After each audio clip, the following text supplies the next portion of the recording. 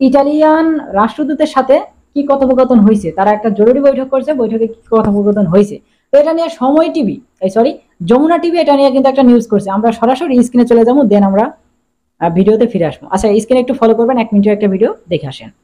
প্রধান উপদেষ্টা ডক্টর মোহাম্মদ ইউনূসের সাথে সৌজন্য সাক্ষাৎ করেছেন ইতালির রাষ্ট্রদূত অ্যান্তোনিও আলেসান্দ্রো।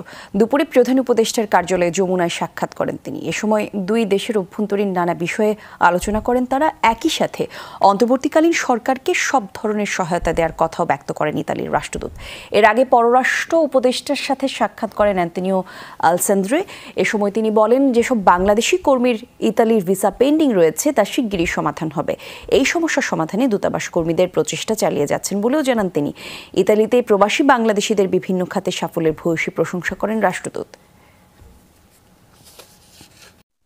আচ্ছা, যাই হোক, আপনারা মোটামুটি আকারে বুঝছেন যে প্রধান উপদেষ্টা ডক্টর মোহাম্মদ ইউনূসের সাথে কি কথোপকথন হয়েছে আমাদের টাকলা সাহেবের।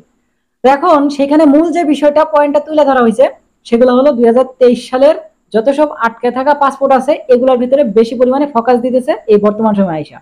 রেডি ফর কালেকশন আপনারা যে 5টা মাস তারা সময় নিছে, অলরেডি 1 মাস শেষ প্রায়, তো বাকি আছে এখনো 4.5 মাস। এই 4.5 মাসের ভিতরে অলরেডি আপনাদের যতগুলা পাসপোর্ট আছে, ভিভেস গুলো আটকে আছে, এম্বাসিতে যেগুলো আটকে আছে সেগুলো চেকিং কইরা যেগুলোর ভিতরে ভিসা লাগবে তাদের ভিসা দিয়ে দিবে। অরিজিনাল পাসপোর্ট থাকলে, অরিজিনাল মূল্যস্তা হইলে ভিসা দিবে। আর বাকি যারা ফেক কাগজ ডকুমেন্ট জমা দিয়েছেন তাদেরকে অলরেডি সেখান থেকে রিজেক্ট করে দেওয়া হইব। রেডি ফর কালেকশন দিয়ে আপনাদেরকে রিজেক্ট করে দেওয়া হইব, পরবর্তীতে যাতে আপনারা আবার আবেদন করে আবার জমা দিতে পারেন, আবার এরকম মারা খাইতে পারেন। তো যাই হোক, আজকের এই ভিডিওটা আশা করতেছি আপনারা মোটামুটি আকারে বুঝতে পারছেন। এখন শুধু ধৈর্য ধরার পালা। এই যে মানববন্ধন নিয়ে বেশি পরিমাণে লাফালাফি করে লাভ নাই। মানববন্ধন হয়েছে, এখন এই সামনের দিকে যে 8 তারিখে না 7 তারিখে না 9 তারিখে একটা মানববন্ধনে ডাক দিয়েছেন, এগুলোর ভিতরে জয়েন করার কোনো প্রকার দরকার নাই।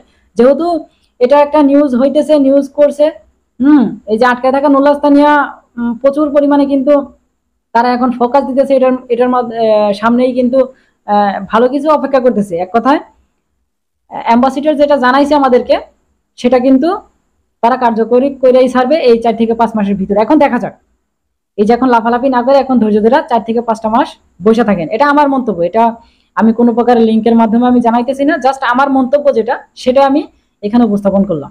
এখন আপনাদের ভালো লাগলে এটা শুনবেন, আর নয়তো বা অবশ্যই আপনারা মানববন্ধনে যোগ দিবেন। আমার তাতে কিছু করার নাই, আপনাদের সাবধান করার দরকার, সাবধান করে দিচ্ছি, এতটুকুই। তো যাই হোক, এই ছিল আজকের ভিডিও। দেখা হইতেছে আগামী রবিবারে আরো একটা গুড নিউজ অথবা ব্যাড নিউজ আপডেট ভিডিওতে। ততক্ষণ পর্যন্ত আপনারা সুস্থ থাকবেন, ভালো থাকবেন। মজুমদার ফ্রম ইটালিয়ান ইউরোপ এই 2টা ইউটিউব চ্যানেলের পাশেই থাকবেন। আল্লাহ হাফেজ।